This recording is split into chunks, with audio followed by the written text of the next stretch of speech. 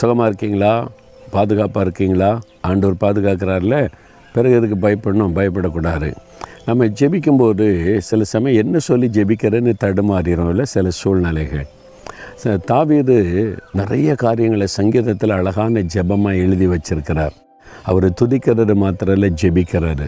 இந்த ஜெபத்தை நீ சொல்லி பாருங்களேன், ஒரு பெரிய சந்தோஷமாக இருக்கும். கர்த்தாவே, நீர் என் கேடகம்.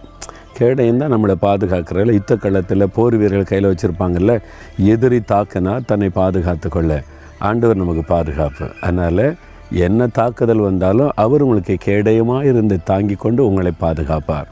அது மாத்திரம் இல்லை, என் தலையை உயர்த்துகிறவர். வேலை செய்கிற இடத்துல உங்களை உயர்த்துவார், பிஸ்னஸ் பண்ணுற இடத்துல உங்களை உயர்த்துவார், படிக்கிற இடத்துல உங்களை உயர்த்துவார். உங்களை உயர்த்துகிற தேவன். அதை சொல்லி நீங்கள் ஜெபிச்சு பாருங்கள். நீர் எனக்கு கேடயம், எனக்கு மகிமை, என்னை உயர்த்துகிறவர். அப்படி சொல்லி சொல்லி துதித்து பாருங்களேன். அப்படியே ஆண்டவர் செய்வதை நீங்கள் பார்ப்பீங்க. இன்றைக்கி சொல்லுங்களேன், நீங்கள் எனக்கு கேடகம் ஆண்டவரை. இயேசுவே, நீர் என்னை பாதுகாக்கிற கேடகமாக இருக்கிறீங்க, ஸ்தோத்திரம். என் தலையை உயர்த்துகிற தேவனாக இருக்கிற ஸ்தோத்திரம்னு சொல்லி ஜெபிச்சு பாருங்கள். அது நடப்பதை நீங்கள் காண்பீங்க.